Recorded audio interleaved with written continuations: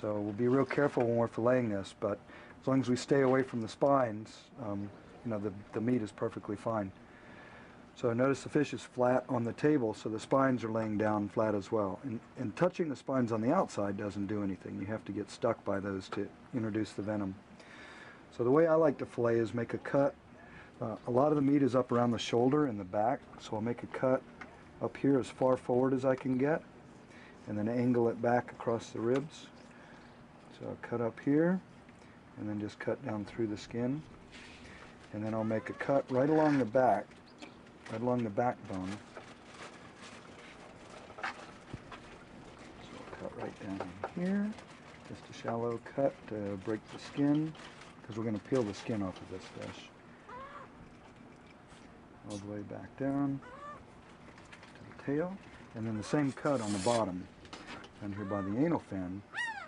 Make a cut right along the bottom of the fish. So now that I have my 3 cuts on here, what I like to do is peel the skin off. You can see the great color on the skin. Some people like to leave it on. I like mine off, especially if we're going to make ceviche, which is my favorite way of having lionfish. So the skin actually peels pretty easily. Start up here in the corner and then just peel it off. And this is a lot like what you do with the mahi-mahi or other fish. You can just get a good grip on it and the skin just pulls right off to the tail. And you can see the meat, really nice, white, light, delicate meat.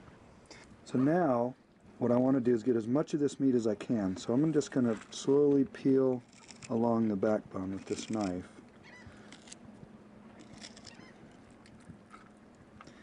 And just peel the meat right down to the bone here.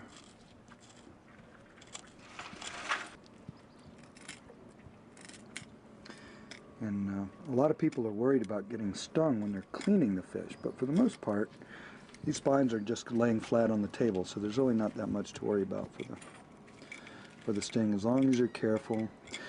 However, we do have the puncture-proof gloves there, so if we're worried about that, we can always put those on. What's this taste like? It's very light.